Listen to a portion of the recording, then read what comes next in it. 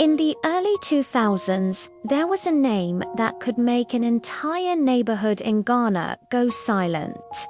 A name parents whispered to their children to make them behave.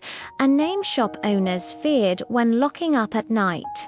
That name was Ataa Ayi, but who was this man, really? And how did he become the most feared criminal in Ghana's history, a legend whose story still echoes today? This is the true story of Ataa Ayi, the criminal who put a nation in fear. Ataa Ayi, whose real name is Raymond Araye Ariti, wasn't born a criminal mastermind. Like many young men in Accra, he started life with ordinary struggles, trying to make his way. He was a driver, trying to earn a living. But somewhere along the line, his path took a dark and violent turn that would shake the very foundations of an entire nation. By the late 1990s and early 2000s, the name Ataa Ayi had become synonymous with brutal, violent armed robberies across Accra and its surrounding areas. He wasn't just a thief, he was a symbol of chaos. His reign of fear was relentless.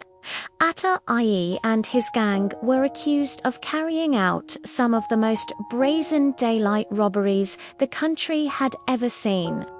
They didn't just operate in the shadows, they attacked shops, homes, and even moving vehicles in broad daylight, showing a level of audacity that terrified citizens. Eyewitness accounts described the gang as ruthless and utterly fearless.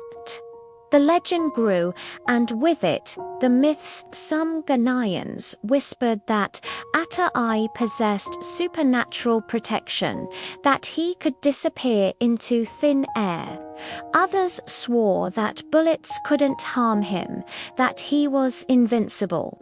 Whether these were just stories born from terror or held a grain of truth, one thing was certain. Pure panic spread like wildfire wherever his name was mentioned. The fear was real, and it was crippling. In response, the Ghana Police Service launched one of the largest and most intensive manhunts in the country's history. The mission was clear: capture Ataa Ayi at all costs. Roadblocks were mounted on major highways, and wanted posters with his face were plastered in every town and city. The police were on high alert, and the entire nation was watching. Yet, for years, Ataa Ayi seemed to be a ghost. He managed to slip through every dragnet, evade every trap, and escape every close call. This only fueled the mystery surrounding him, elevating him from a mere criminal to a living legend of crime, a phantom that the authorities just couldn't catch. Then, in February 2005, the reign of fear came to a sudden and shocking end. Ataa Ayi was arrested in Tessenongwa, a suburb of Accra, but it wasn't during a dramatic shootout or a high-speed chase. He was captured in a surprisingly calm moment, his arrest reportedly taking place while he was doing something as ordinary as laundry. The man many believed was untouchable, a myth, a supernatural force, was finally in handcuffs. The news spread like a shockwave across Ghana.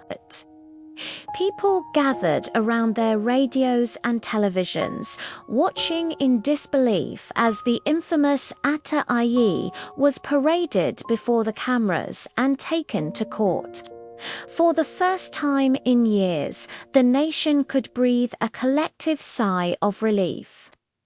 Ataa Ayi stood trial for multiple armed robbery charges, and the court proceedings were followed by everyone. The evidence against him was overwhelming. After a lengthy trial, he was convicted. The court delivered an extraordinary sentence, a total of 160 years in prison. It was a sentence meant to send a clear message. For many Ghanaians, it felt like justice had finally been served. The nightmare was over.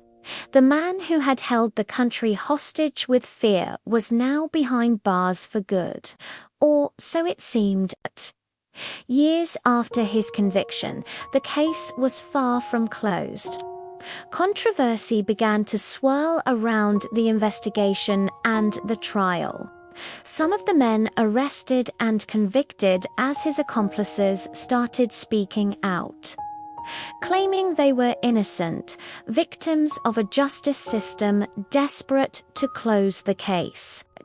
In a stunning turn of events, one man who had been imprisoned for over 20 years, accused of being part of Ataa Ayi's gang, was eventually freed by the court after his conviction was overturned.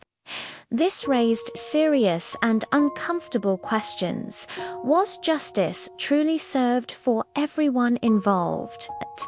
Or did the overwhelming public fear and pressure to catch Ataa Ayi push the system to make mistakes, possibly condemning innocent men along the way? The aftermath left a complicated legacy. The story of Ataa Ayi is more than just a true crime tale. It's a story about the power of fear, how it can shape a society, and how one man's choices can ripple outwards to affect an entire nation. It shows us how quickly a person can become a legend for all the wrong reasons.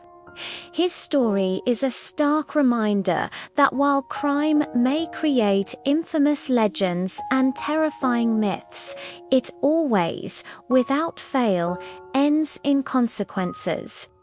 For Ataa Ayi, the consequence was a life behind bars.